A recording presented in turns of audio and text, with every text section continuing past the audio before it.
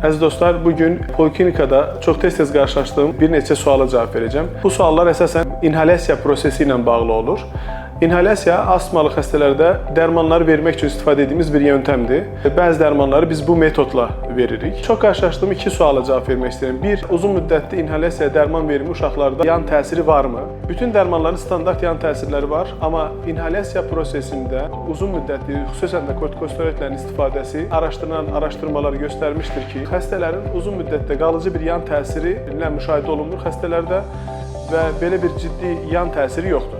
İkinci bir sual, çox yanlış bir inancın nəticəsində ortaya çıxır ki, inhalyasiya öyrəşmə əmələ gətirirmi? Bu əsla belə deyil. Biz daha öncəki videolarda alerji xəstəliklərin çox vaxt xroniki olduğunu, uzun müddətdə artıb azanan şəkildə davam etdiyini belirtmişdik, bu haqda danışmışdıq. Astma özü xroniki bir proses olduğundan biz inhalyasiya ilə bu dərmanları uzun müddət vermək məcburiyyətindəyik və bu şəkildə astmanın simptomlarını kontrol altına alırıq. Və bu səbəbdən də bu öyrəşmə deyil, xəstəliyin doğal bir sürəcidir. Tam tərsinə, əgər inhalyasiya ilə astmatik problemləri kontrol altına almazsaq, xəstələr tez-tez astmatik status dediyimiz atak vəziyyətinə gəlirlər və damardan çox yüksək dozda kortikosteroid almaq məcburiyyətində qalırlar ki, bunun da uzun müddətdə göstərilən həm boyun kilo inkişafına, həm də metabolik proseslərə ciddi yan təsirləri mövcuddur.